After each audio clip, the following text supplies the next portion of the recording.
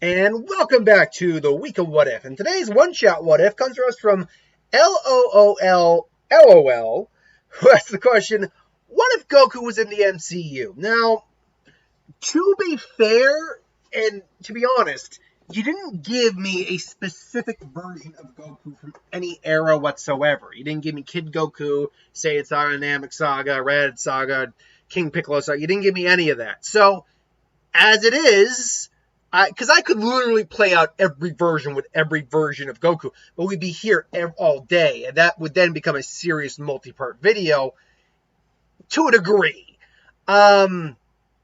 So we'll just be looking at what if our current Goku wound up in the MCU. Now, I don't use the manga and I don't use a composite either, because the manga Goku is actually very different than anime Goku, because the manga went beyond the Tournament of Power. So Goku already knows how to use Ultra Instinct naturally now. Vegeta knows Hakai and it has the God Destruction form. I think it just recently got a name. So yeah, it just doesn't really work for me to use a composite Goku. That just doesn't add up in my mind. That said, however, we know how powerful Goku is. Goku is universal in his levels of power. He even shook an infinite world of basically nothingness, meaning his powers might go beyond universal to some level. When that was within Ultra Instinct. He's got Gagi, he can fly, he's highly durable, highly strong, master martial arts, well beyond the speed of light. He has it has the energy levels to, possibly destroy a universe if he wanted to just decide to do it. Similar to Beerus. If Beerus wanted to, he could destroy the universe, like that. Goku obviously has the Saiyan's transformations, which multiply his power exponentially. 50 times for normal Super Saiyan, 100 times for Super Saiyan 2, 400 times for Super Saiyan 4. Or Super Saiyan 3, sorry. He doesn't have Super Saiyan 4, but then you have God and Blue, which have multipliers that we don't actually even know. I still get people to this day telling me the multiplier for Super Saiyan God and Super Saiyan Blue. Let's be very clear. Until an actual multiplier is revealed by Akira Toriyama, no one knows. We can do our best guess to figure it out, but no one knows the multiplier. Can we just leave it at that? So, first of all, when does Goku show up? What's the logical scenario for him showing up? Because it would have to be some sort of dimension hopping shenanigans. That's what it would have to be. Or some wish thing. It would have to be a dimension hop or something that wished him or brought him into the universe. You could make an argument maybe the Infinity Stones did it, but how would they do it then?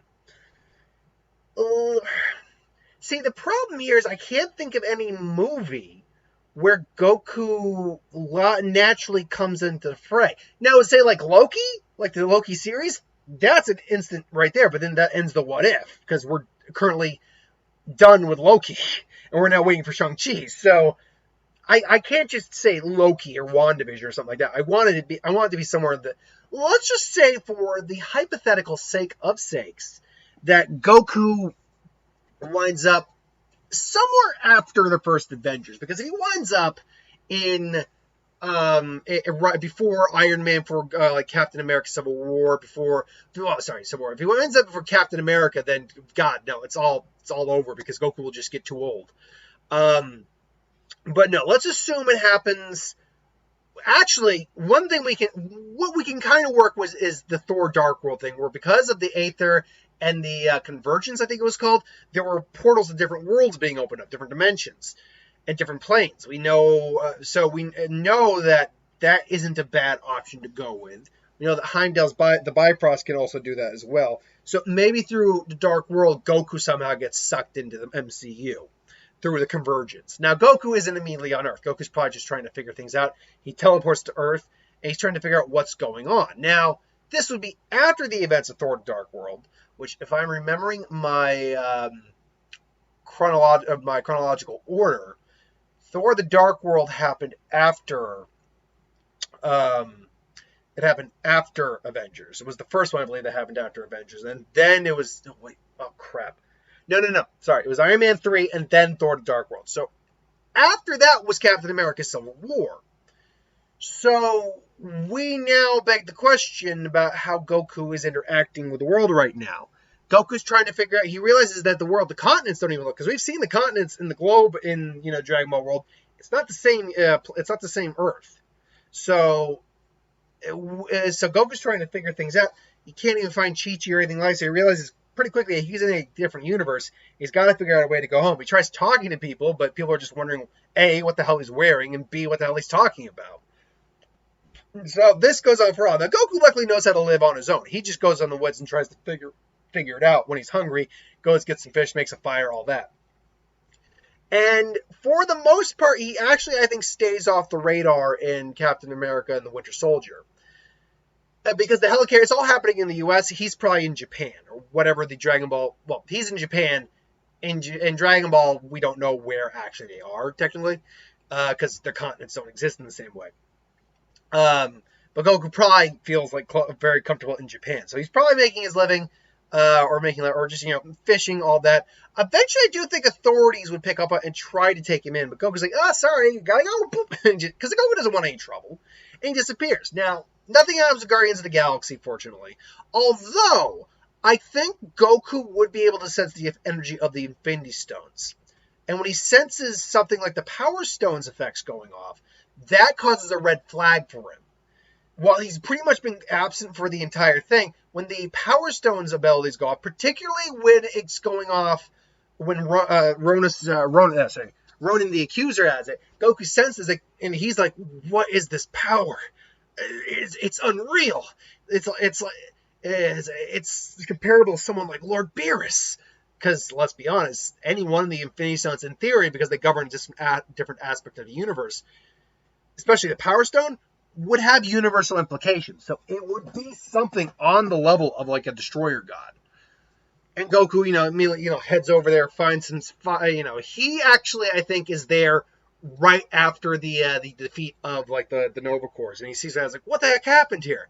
And everyone is just worried, and all of a sudden Goku's just like, all right, that energy's in there. Immediately when they try to blow up Ronan, it doesn't work. Goku immediately just comes in and is like, you're the one I sense. It's like, what? Who the hell is this guy?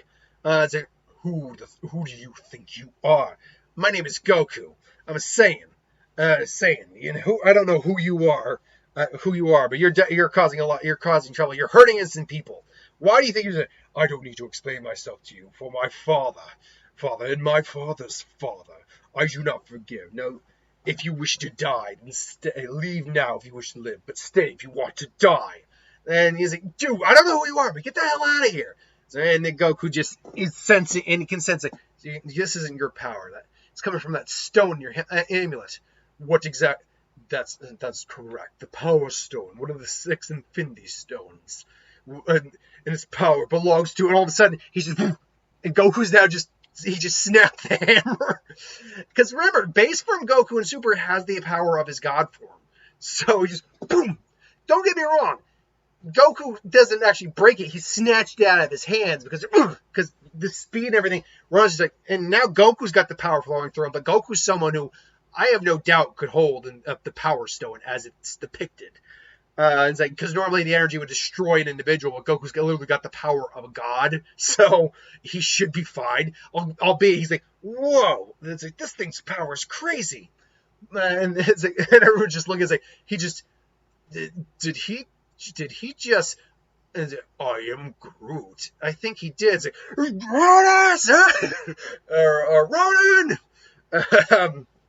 And Rocket, I think, is paying attention to this scenario because he did charge because he saw, Ronan there. But ultimately, I think he's actually like, what the hell? Who the hell is this guy? And Goku's been just holding on to the hammer, just like, he's actually feeling bad. It's a little like, well, this is a bit much. But he's also, a trained fighter, a refined fighter. He's dealt with the Super Saiyan forms, all that mental training up the yin yang. Goku's got the mental fortitude to hold on to this thing and be willing to give it up when he needs to. So, they're all trying to take on Ronan, and eventually they bring him down. Gamora stabs him through the chest. Drax gets a stab in, and then, Groot, and Taylor's like, what? Whoa! I mean, it's like, he was a genocidal madman. It's like, yeah, I've dealt with those before. But why don't we land the ship? And, they bring him down. It's like, oh. Well, so what should I do with this? Don't let it touch the ground. It's like, oh, okay. All right, hold on. And then they get the stone in the container and say, well, that was some mighty fine. And Yondu comes out. That was some mighty fine work you did there, boy. Saved us a lot of trouble. You could have shown up quicker. Oh, sorry, I didn't sense anything. Who are you again? Name's Yondu Adantu, and I believe you have something that belongs to me. And say, what are you planning to do? Selling it to the highest bidder. Say, I don't think I can let you do that. Say, now we made a deal, and I don't like to go back on deals. Like, he's just Goku's just looking at the air. I was like, and Goku actually says to this person, you don't really want to do this. I was capable of holding that thing. You really want to take me on, and that causes Yondu to actually consider his options a little bit, because Goku's not wrong. He's like, that's true. He held that thing, and he didn't seem to struggle at all with it, or barely at all. Like he didn't seem corrupted like Ronin was, or anything. So Yondu is actually a little bit. All right. Let's take it easy now. No need to. And then he just tries to take out Goku, but Goku just. Boom. It's like, He's like, is this yours? It's like, I don't want to break your toy, but then he just snaps it. But you can have it back. It's like, you might want to get that fixed. Now get out of here, all of you. You don't want any of this. And he just shows off a little bit of energy, and everyone feels like, holy crap. It's like, this is probably going to be better with you. It's like, whoa, I mean, who are you? And it's like, oh, I'm Goku. And so he kind of explains, now, where does Goku go from here? Does he join the Guardians of the Galaxy? Does he go back to Earth? He's trying to figure out a way back home, and, nothing's really working right now. So, unfortunately, on Earth, there's not much for him to do. He's heard about these Avengers guys who can take care of Earth, so hopefully they must be really strong. But however, I think I might be cooler hanging out with you guys for a while. I think Goku would join them for a little while.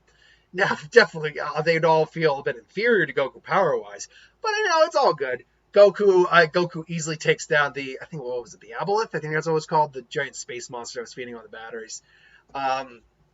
Rocket steals the batteries. He's like, wait, what? Why'd you do that? He's like, and Goku chastises him 2%. It's like, come on, Rocket, what was the point of doing that?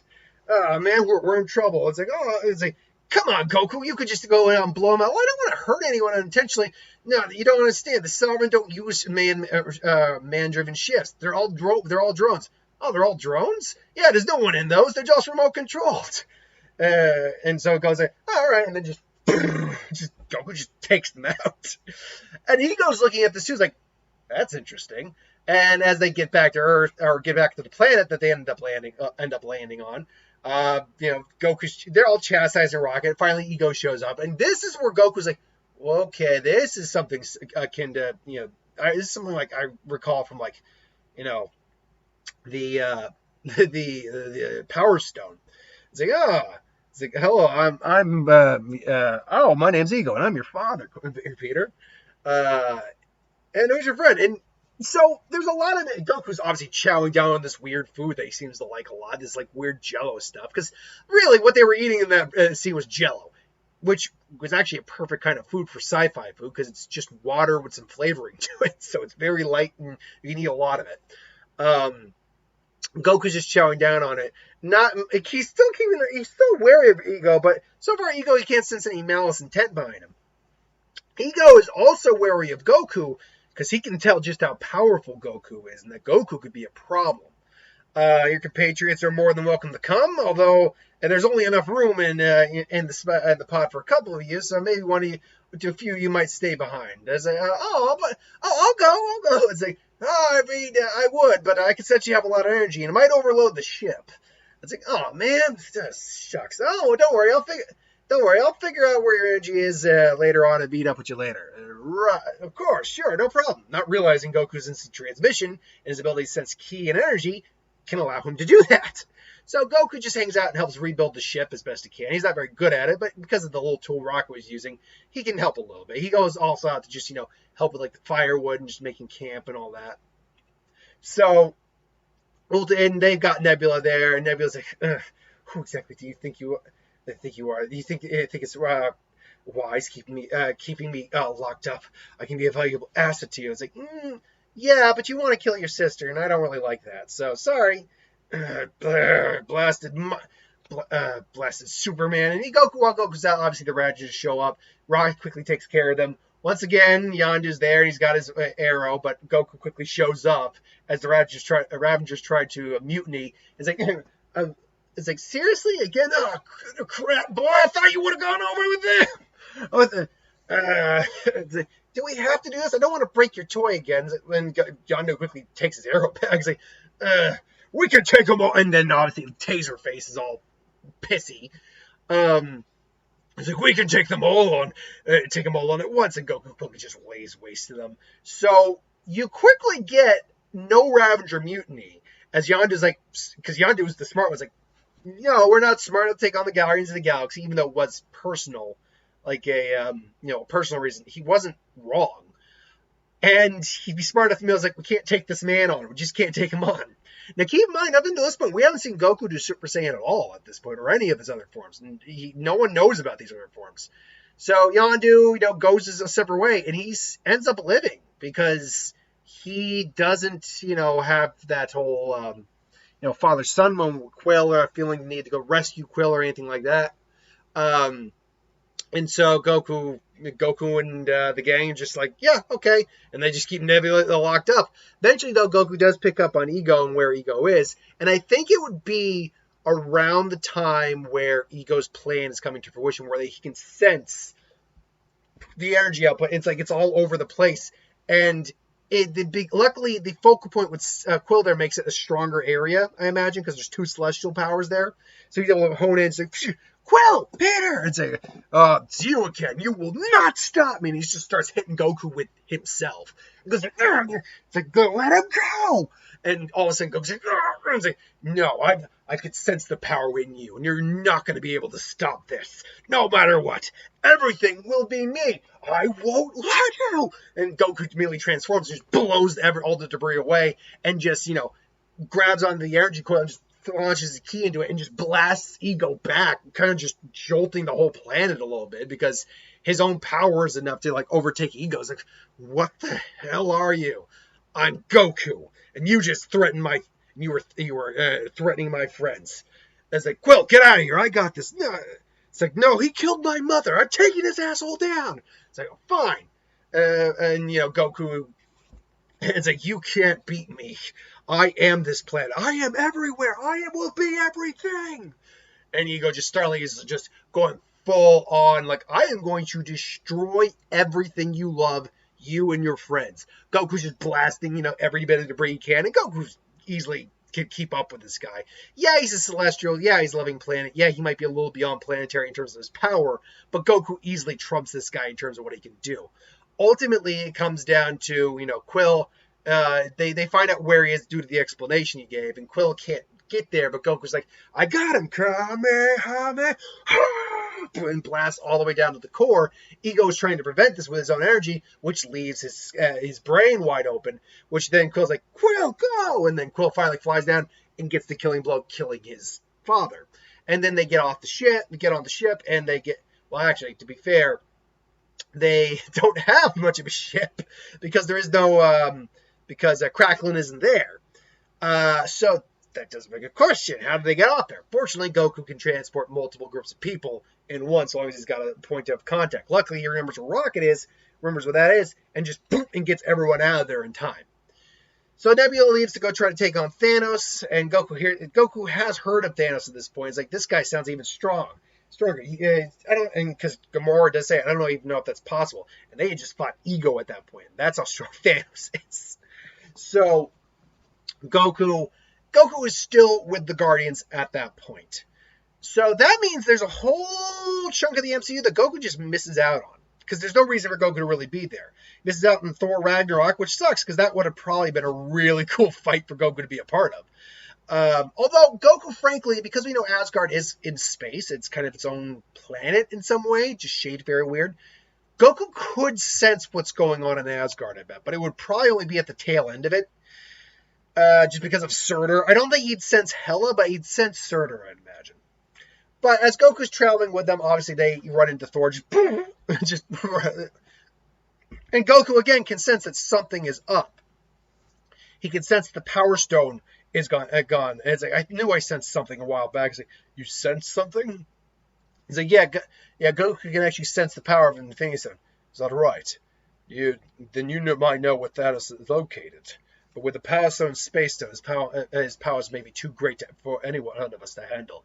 And Goku just like, Goku even says, like, if he gets all 6 of them, he's gonna. Even I don't think I'll be able to stop him. But right now he only has 2. But he's on his way to nowhere right now. He could have already. Actually, to be fair, I'd imagine Thanos might have already just gone straight to nowhere after that. He's got the Space Stone. He could have easily done that.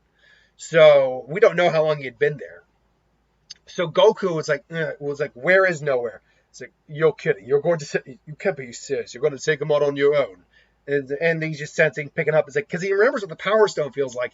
And now he's got the second and the third energy of the space and reality. So it's like, maybe he may be too strong, but I got to at least try. I'll meet you guys there. And Thor, do what you got to do. I'll slow him down at least. And Goku just, heads off. Now, at this point, I am going to say he did get a hold of the Reality Stone. And so Goku is there, and he's seeing the scenario play out. He's like, you must be Thanos. It's like, and who? I was expecting my daughter and her friends. But friends. You're one of them. From what I've heard, you're the one they call Goku. That's right. Drop the act. Oh. And then all of a sudden, the imagery, fades away. It's like, so you were able to see through it after all. No, but I could tell because of the energy emanating from the stone. It's different than the other two, and it was I could sense it from all the way here, and it was coating the area. I see. So, what's your intent, boy? It's like I'm the one who's going to slow you. I'm the one who's going to stop you, or at least I'm going to give you a good fight. You really think you can do that? And he powers up the Reality Stone, but as he's about to try to do something to Goku, because Goku's power, because we've seen individuals break reality before in Dragon Ball. By the end of Dragon Ball Super, Goku does kind of fall into that tier of kind of, I'm going to break the reality of the world just a little bit. Because again, with Ultra Instinct, he was able to shake an infinite dimension with no space or anything like that. So I think the Reality Stone, at least without the other 6 in there, or 3 in there, as powerful as it is, Goku is able to resist it once he goes into like his God form. So Goku does immediately go into like Super Saiyan and just rush Thanos, and then boom, gets slammed. But because he has the Power Stone, his durability is a lot more increased. Granted, we know Iron Man was able to draw a drop of blood. All that for a drop of blood. And so, Goku's strikes don't immediately, cause him to bleed, but he does feel them. And so he immediately just fires back at Goku with, Power Stone enhanced punch, and Goku goes flying back. And now they're actually having a legitimate fight. Goku automatically just goes into like Super Saiyan 2, and they're going back. Thanos is actually being pressured more. He goes into a portal, disappears.